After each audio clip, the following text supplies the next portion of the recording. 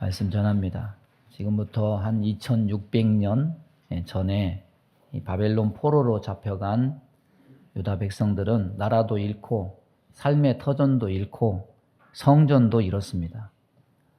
비에 찬 애가를 부르면서 하나님이 우리를 버렸다 이렇게 생각하고 하나님은 무능력하신 분이다 이렇게까지 생각했습니다. 그래서 이 시기에 포로된 자들 중에 많은 생각이 다른 생각들, 유언 비어가 퍼져 있었습니다. 첫째는 어떤 생각이냐면 포로 기간은 짧고 우리는 얼마 있지 않아서 포로에서 해방돼서 예루살렘으로 돌아갈 것이다. 그러니까 걱정할 필요 없다. 아무 일도 하지 말고 가만히 있으면은 우리는 돌아갈 것이다. 이런 헛된 소망을 품는 사람들. 또 두 번째는 할 수 있는 한 우리는 저항해야 된다. 이 바벨론의 반항적인 자세를 취해야 저 바벨론 사람들이 우리를 우습게 여기지 않는다. 이렇게 생각하는 사람들이 있었습니다. 하나님의 생각과 계획과는 다르게 자기들 멋대로 이 하나님의 생각과 계획을 해석하고 지어냈습니다. 그때 예레미야가 이 바벨론 포로로 잡혀간 이 사람들에게 편지를 썼습니다. 오늘 본문의 29장 전반의 내용은 예레미야의 편지인데 이들의 생각과는 전혀 다른 생각이에요. 다른 내용입니다. 일단은 바벨론 포로 기간이 상당히 길 것이기 때문에 거기서 정착할 생각을 하라.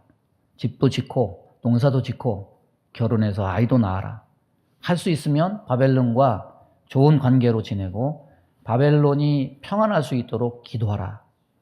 그리고 가장 중요한 것은 포로된 자들에 대한 하나님의 뜻은 노가 아니라 너희의 평안이다. 이 상황을 보면요, 이사야서 말씀이 떠오릅니다. 이는 내 생각이 너희의 생각과 다르며 내 길은 너희의 길과 다름이니라. 여호와의 말씀이니라. 이는 하늘이 땅보다 높음 같이 내 길은 너희의 길보다 높으며 내 생각은 너희의 생각보다 높음이니라. 달라도 너무 다르고 차이가 나도 너무 높고 낮음의 차이가 납니다. 하나님과 우리의 생각이 그렇습니다. 그렇다면 우리가 살면서 많은 판단을 하고 이것은 나를 유익하게 하는 기쁜 일이라고 하고 내가 생각하고 있는 그런 영광들이 하나님의 판단과는 다를 수도 있겠구나. 또 이렇게 너무 다르다고 한다면 내가 생각한 세상에서 쌓은 영광과 기쁨과 사람들이 나를 지지해주는 이 모든 것들이 하루아침에 휴지 조각이 될 수도 있겠구나. 삶을 뒤돌아보게 되고 우리가 하나님 앞에 두려움으로 서게 됩니다. 옛날에 그런 광고 카피가 있었습니다. 순간의 선택이 10년을 좌우한다. 저와 여러분의 생각이 인생을 좌우할 수도 있습니다. 생각 하나가 우리의 삶을 바꿀 수도 있습니다. 소망이 될 수도 있고 절망이 될 수도 있습니다. 우리를 향한 이 하나님의 생각과 계획을 읽어내지 못하는 신앙생활은 실패요, 착각이요, 심각한 오류를 만들어낼 수가 있습니다. 오늘 말씀을 통해서 하나님의 생각과 계획을 읽고 지킬 수 있는 은혜가 있기를 바랍니다. 교회에 통용되는 하나님과 관련된 호칭들 가운데 거룩하신 하나님, 전능하신 하나님이라는 호칭이 있습니다. 하나님께 대한 이러한 호칭들은 하나님은 우리와 다르시다는 의미예요. 우리는 거룩하지 못합니다. 그러나 하나님은 거룩하십니다. 우리는 제한적이에요. 전능하지 못합니다. 그렇지만은 하나님은 제한이 없으신 전능하신 분이십니다. 존재가 달라요. 일하시는 방식도 다릅니다. 하나님은 우리와 타협하지 않아요. 인간의 모략과 권모술수에 말려들지 않으십니다. 우리의 설득에 설득당하지 않으셔요. 그러면서 하나님은 언제나 하나님으로서 계십니다. 그런 의미에서 하나님은 모든 면에서 우리와 다릅니다. 그럼에도 불구하고 우리는 너무 쉽게 내 자신의 신념과 하나님의 뜻을 동일시하기도 하고 공상세계의 인물로 만들기도 합니다. 우리는 하나님이 우리의 사상을 충족시켜주는 분으로 우리가 계획하고 추진하는 생의 길을 보장해주는 수호신쯤으로 생각하는 경향이 많습니다. 그런 신념에 사로잡혀 살아가다가 그렇게 되지 않을 때 좌절하고 원망하고 하나님 계시지 않는다고 그런 얘기들을 합니다. 우리들이 하나님이 계신다고 인정하는 때는 우리의 소원대로 무엇이나 다 되어갈 때, 우리가 세워놓은 계획에 대해서 하나님으로부터 확고한 보장이 있는 것처럼 느껴지는 기간, 그때뿐이에요. 시험에 합격되면 하나님 계신 것 같고, 시험에 떨어지면 하나님 계시지 않는 것 같고, 작전기도에서 응답되면 하나님 계신 것 같고, 아무런 응답 없으면 하나님 없는 것 같고, 병이 나으면 하나님 계신 것 같고, 병이 낫지 않으면 금세 실망하고 하나님 없다고 돌아섭니다. 우리는 우리 자신의 기준을 두고 하나님 존재조차 잘 되면 연필로 썼다가 잘 안 되면 금방 쉽게 지우개로 지웠다 하는 일을 반복합니다. 그런데 실제로 중요한 것은 무엇이냐면 우리의 사상, 우리의 계획, 우리의 생애 설계가 얼마만큼 하나님께서 생각하시는 것에 가까우냐 하는 것이에요. 실제로 뚜껑을 열고 보면 전혀 그렇지 않은 경우가 많습니다. 그 사상과 계획이 하나님 없이 세워진 것들이 너무 많아요.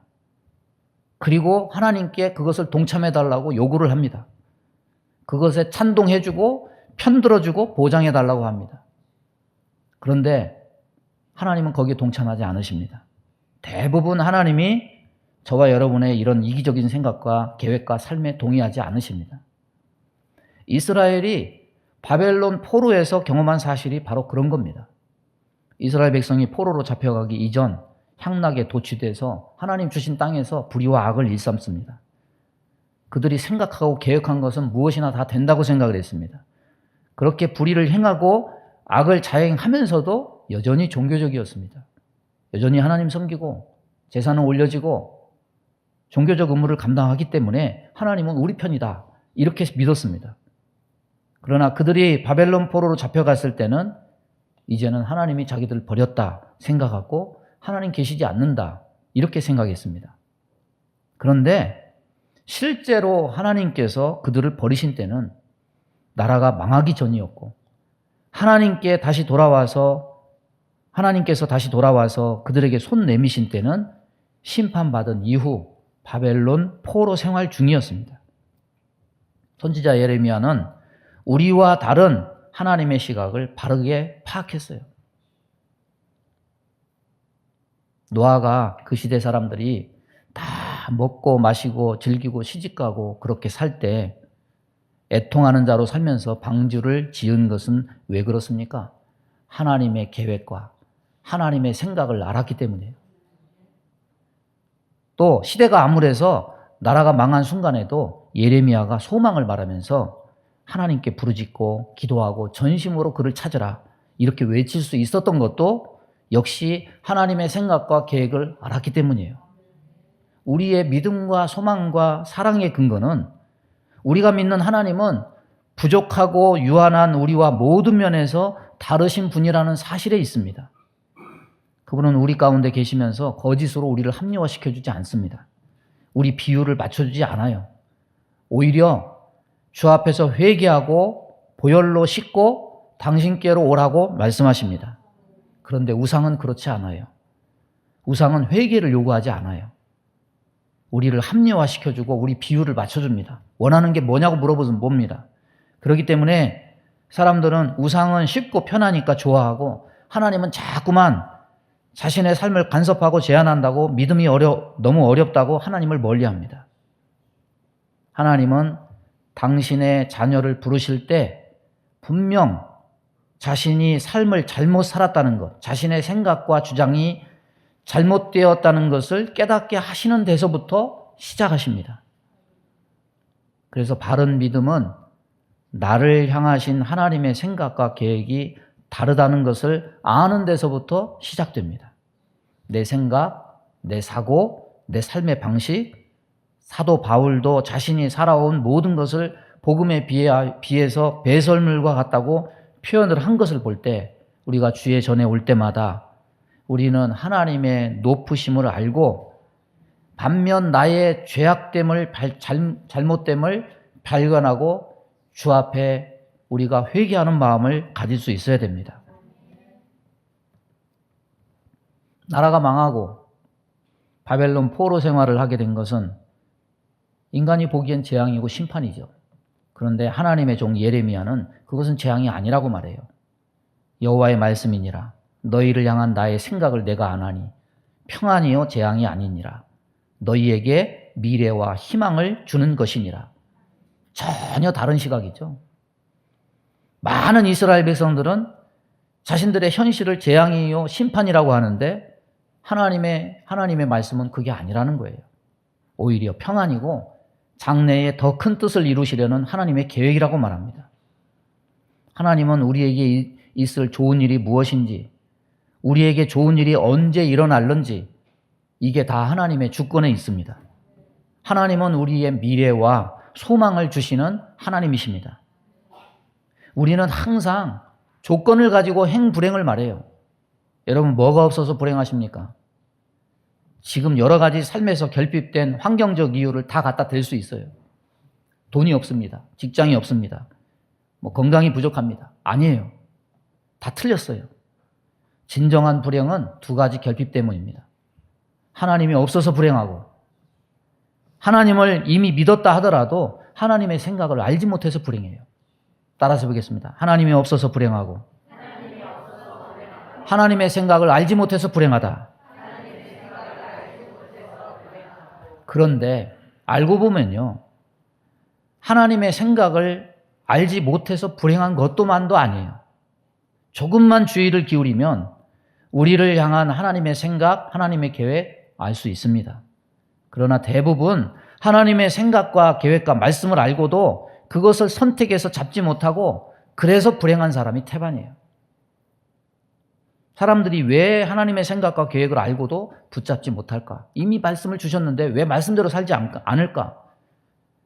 소망을 어디 둡니까? 하나님의 생각에 두는 게 아니라 내 생각이 소망이다. 이게 진짜다. 그걸 믿어요. 오히려 하나님의 생각과 계획이 자기에게 별 유익이 없다고 생각합니다. 현실에서 하나님의 생각과 계획이 자신에게 유익이라고 생각하며 사는 사람이 몇이나 될까? 예수 믿으면서도 어떤 생각 가지고 살아갑니까? 예수 믿으면 죽어서 천국은 가겠지만 현실에서 하나님 말씀대로 곧대로 살면은 먹을 것도 맘대로 못 먹고 갈 데도 맘대로 못 가고 자유함도 없고 수도사처럼 살아야 돼. 손해야. 이중적으로 살아요.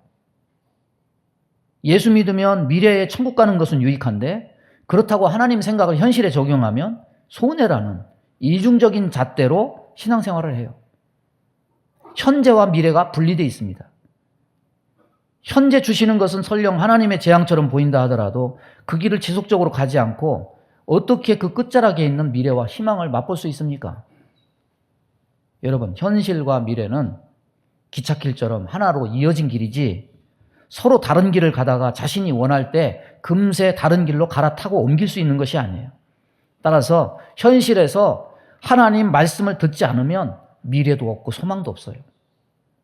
따라서 해보겠습니다. 하나님 말씀 듣지 않으면 미래도 없고 소망도 없다. 하나님은 우리에게 천국을 주시길 원하신다는 것을 말하면서 왜 현실은 다른 시각, 다른 해석을 적용해서 삽니까? 우리의 믿음의 현실을 재앙과 저주로 보면은 우리의 미래 역시 재앙과 저주일 수밖에 없지 않겠습니까? 지금 재앙의 길에 서 있는데 어떻게 미래의 천국 길에 서 있을 수 있습니까? 사람을 창조하신 하나님의 생각은 죽음이나 저주가 아니라 생명과 영원한 기쁨이었듯이 저와 여러분을 선택하신 하나님이 저와 여러분의 삶을 이끌어 가시는 것도 재앙이나 저주가 아니라 미래와 소망입니다. 하나님은 여러분을 복 주시려고 선택하셨고 태어나게 하셨습니다. 우리를 저주하시려고 당신의 아들을 십자가에 못 박은 것이 아니에요. 설령 예수 믿어서 내 삶이 굴곡이 있어서 지금 암흑 같은 터널, 재앙 같은 현실을 지나고 있다고 해도 이런 현실이 저와 여러분이 내려야 될 인생의 종착역이 아닙니다. 따라서 말씀 붙잡고 가는 이 길만 벗어나지 않고 뿌리치지만 않는다면 우리의 미래는 평안이요 소망입니다. 하나님의 뜻과 말씀은 나의 현실을 억압하고 자유롭지 못하게 하는 억압이나 재앙이 아니라 우리의 미래요 소망입니다. 이것을 믿으시기 바랍니다. 그러면 미래와 소망 안에 있는 자에게 오늘 하나님께서 요구하시는 것이 무엇인가? 하나님은 오늘 예레미야 말씀을 통해서 기도와 관계 회복을 요구하십니다. 너희는 12절 보면은 너희는 내게 부르짖으며 와서 내게 기도하면 내가 너희들의 기도를 들을 것이요 너희가 온 마음으로 나를 구하면 나를 찾을 것이요 나를 만나리라. 이걸 현대어 성경으로 번역을 해보면은 이제 너희가 해야 할 일은 너희의 생각과 계획을 버리고 내게로 돌아와 나의 도움을 호소하는 것이다. 그러면 내가 너희의 간구를 들어주겠다. 너희는 지금 온전한 마음으로 나를 찾아야 한다. 그러면 내가 너희를 만나주겠다. 소망은요, 우리로 하여금 하나님께 가까이 나아가게 만들어요. 바벨론 포로 생활로 인해서 낙심과 절망에 빠져서 하나님이 자신들을 버렸다고 생각하던 그런 사람들, 하나님은 무능력하다고 생각했던 사람들, 그 사람들에게 하나님께서 소망을 주신 다음에 그들에게 요구하신 것, 나에게 기도해라. 간절히 기도해라. 하나님과의 관계 회복을 여기서 요구하고 계셔요.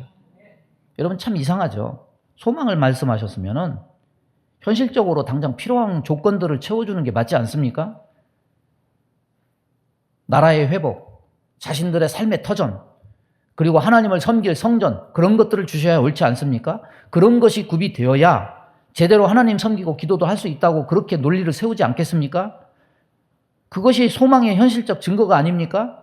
그런데 하나님 섬기기 위한 환경적 요인들은 말하지 않고 기도를 말하고 관계 회복을 말해요. 이것을 말씀하시면 중대한 의미가 있어요. 하나님은 환경이 우선이 아니에요. 먼저 바른 관계를 요구하십니다. 바른 기도를 요구하십니다.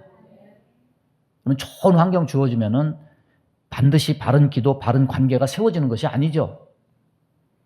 이스라엘 백성들은 바벨론에 망하기 전에 나라가 있었습니다. 하나님을 섬기는 나라. 하나님의 도성이 있었습니다. 하나님을 섬길 터전이 있었습니다. 하나님이 주신 성전이 있었습니다. 그런데 다 구비된 환경 속에서 자신들은 하나님의 백성이고 자신의 나라가 하나님 나라고 예루살렘인 성전에는 하나님이 계시다고 믿고 하나님을 섬겼습니다. 그러나 그곳에 있을 때 그들은 하나님의 생각과 계획 안에 있는 소망을 품은 것이 아니라 자기 소망을 품었고 자기 소망을 가지고 기도했습니다. 하나님이 안 들으셔요. 기도를 듣지 않으십니다. 제발 제사 드리지 마라. 내가 토할 것 같다. 하나님은 결국 나라와 백성과 성전과 재물과 기도를 다 외면하시고 떠나셨습니다. 하나님과의 관계가 다 끊어졌어요. 그러니까 좋은 환경에서 좋은 소망이 나오고 좋은 기도가 나온다? 이거는 옳지 않아요. 하나님은 아브라함에게 약속하신 대로 땅도 주고 자손도 주셨습니다. 그런데 참 희한하죠? 좋은 환경에서 좋은 결과가 나와야 되는데 좋은 환경에서 썩은 소망이 나오고 듣지 않는 기도만 해대고 결국 하나님을 떠나시게 만들어요. 하나님은 이 일에 칼을 드셨습니다. 잘못된 것을 양산하는 모든 환경을 다 쓸어버리십니다. 그리고 헛된 소망을 품을 가능성을 줄 수 있는 아무런 환경이 없는 곳에서 그들의 믿음을 새롭게 시작하십니다. 그래서 때로 하나님은요, 우리를 아무것도 없는 광야에 두십니다. 우리 복음성가 광야에 서 있죠? 왜? 썩은 소망, 헛된 기도, 무너진 관계를 회복하려면 아무것도 없는 광야로 보내시는 거예요. 인생 광야는 정화의 시간입니다. 환경이 주어져야 소망도 있고 기도도 할 수 있는가? 바른 관계가 성립되는가? 아니에요. 우리를 향한 하나님의 생각과 계획을 바로 알 때 참 소망이 생겨요. 참 소망이 있는 자는 참 기도를 하게 돼 있습니다. 연결되는 거예요. 바른 소망을 가질 때 바른 기도를 합니다. 바른 기도를 통해서 하나님과의 바른 관계가 세워질 수 있습니다. 우리는 자꾸 조건적이에요. 손에 뭔가 쥐어져야 소망도 생기고 기도도 하지 않느냐고, 하나님과의 관계도 돈독해지지 않느냐고 말합니다. 아니에요. 우리를 향한 하나님의 생각을 통한 참 소망이 먼저고 참 소망을 둔 바른 기도 속에서 하나님 관계가 바로 세워질 때 비로소 하나님은 뒤에 환경을 회복하실 것이라고 계획을 말씀하세요. 그래서 14절에 보면 이것은 여호와의 말씀이니라. 나는 너희들을 만날 것이며 너희를 포로된 중에서 다시 돌아오게 하되 내가 쫓아보내었던 나라들과 모든 곳에서 모아 사로잡혀 떠났던 그곳으로 돌아오게 하리라. 이것은 여호와의 말씀이니라. 기도 중에 대표적인 기도는요, 예수님의 겟세마네 기도예요. 겟세마네 기도에 예수님이 할 수만 있거든 이 잔을 내게서 옮겨 주옵소서. 육체의 호소도 있었지만은 그 핵심은 뭡니까? 내 뜻대로 마옵시고 아버지의 원대로 하옵소서. 하나님 뜻의 순종이 겟세마네 기도의 핵심이었어요. 그 예수님의 바른 기도 속에 예수님은 아버지 뜻대로 십자가를 지시고 승리하셨습니다. 영광은요, 바른 기도를 통해서 나오는 거예요. 바른 기도, 바른 관계가 환경보다 먼저예요. 말씀을 정리합니다. 말씀을 정리하는데 오늘 정리하는 말씀은 좀 길어요. 여러분, 하나님이 사람을 왜 창조하셨습니까? 저주하려고 창조하셨습니까? 복 주시려고 창조하셨습니까? 복 주시려고 창조했죠. 근데 왜 사람은 태어나서 예수 믿어도 불행이 있을까요? 이상하지 않습니까? 복과 불행은 모순 아니에요? 하나님이 병 주고 약 주고 하십니까? 아니죠. 여러분, 하나님이 복을 주시는 것은 맞습니다. 우리는 다 복받은 자들이에요. 하나님은 하가를 통해서 취한 이스마엘도 하나님이 야, 너 지워라 이렇게 하지 않아요. 그에게도 복을 주고 살 소망을 주고 길을 터줘요. 하나님은 그러신 분입니다. 근데 인생이 불행한 것은 하나님이 그렇게 하셨느냐? 절대 그렇지 않아요. 하나님이 그렇게 한 게 아닙니다. 인생이 자꾸만 스스로 연속된 잘못된 선택을 하기 때문이에요. 인간이 더더욱 불행한 것은 이 사실을 인지하지 못해요. 무슨 일만 있으면 탓을 외부로 돌리고 환경에 돌리고 하나님이 그렇게 했다고 원망해요. 그런데 근본적으로 인간은요, 예수 믿어도, 여러분 예수 믿었다고 안심하지 마세요. 여러분의 본성을 아십니까? 인간의 본성을 아세요? 연단 받을 수밖에 없는 이유를 자기 본성 안에 품고 있어요. 이게 인간의 연약함과 악함입니다. 이걸 일컬어서 야곱 DNA라고 말할 수 있어요. 야곱 DNA가 뭡니까? 자꾸 하나님은 하나님의 약속을 말하는데 자꾸 자기 생각을 말하고 자기 계획을 끝까지 완고하게 고집부리고 하나님과 씨름해서 자기가 맞다고 우기고 이겨보려고 하는 거. 이게 야곱 DNA죠. 야곱은 언약 백성 아닙니까? 창세기에 있는 아브라함과 이삭과 야곱을 얘기하지 않습니까? 그런데 언약 백성임에도 불구하고 그 야곱 안에 이 본성이 있음을 성경은 고발해줘요.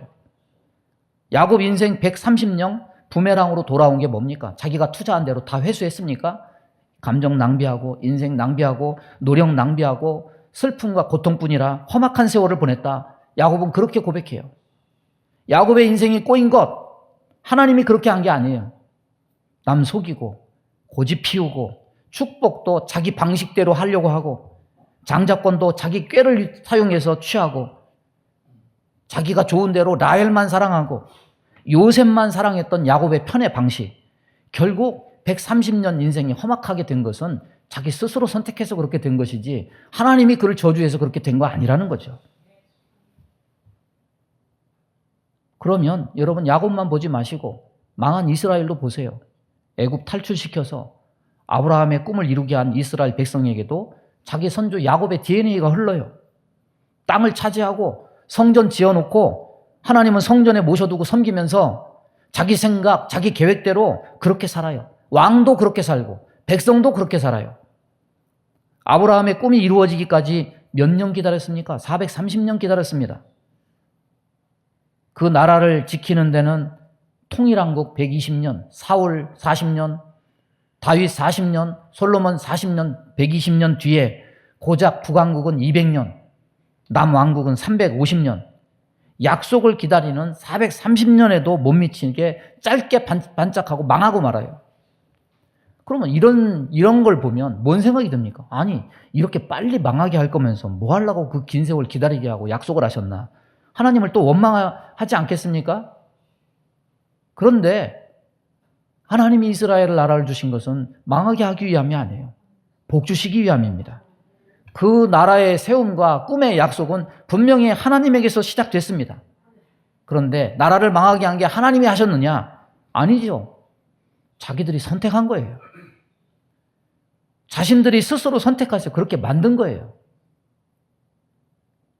여러분, 야곱 DNA에 특징이 있습니다.